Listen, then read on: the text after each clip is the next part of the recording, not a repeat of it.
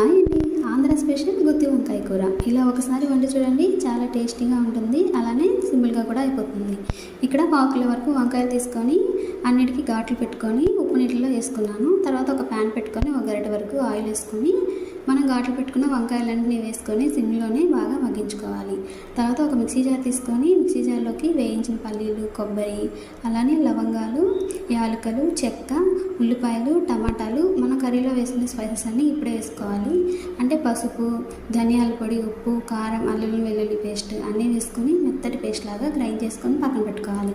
తర్వాత వంకాయలు అయితే ఈ విధంగా మగ్గిపోయి ఉంటాయి. అన్నిటినీ తీసేసుకొని అదే ప్యాన్లో ఇంకో గరిటె వరకు ఆయిల్ వేసుకొని జీలకర్ర అలానే కరివేపాకు వేసుకొని మనం గ్రైండ్ చేసి పెట్టుకున్న మసాలా పేస్ట్ అంతటిని వేసుకొని ఆయిల్ అంతా బాగా సపరేట్ అయ్యేంత వరకు బాగా మగ్గనిచ్చుకోవాలి.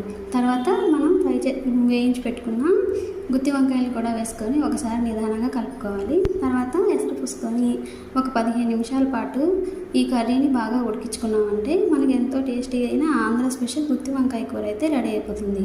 చివరిగా కొద్దిగా కొత్తిమీర జల్లేసాను. ఈ కర్రీ అయితే అన్నంలోకి చాలా టేస్టీగా ఉంటుంది, చపాతీలో కూడా బాగుంటుంది.